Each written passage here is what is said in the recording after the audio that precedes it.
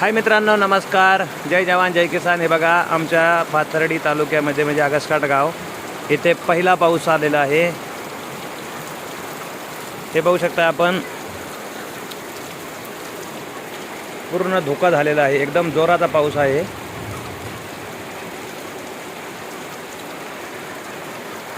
आणि पहिला पाऊस आहे हा. आणि आता जून महिन्याची आज 9 तारीख आहे. 9 तारखेला पहिला पाऊस आला आहे आपल्याला. खूप मोठ्याने गरजत आहे. आवाज येतोय आपल्याला.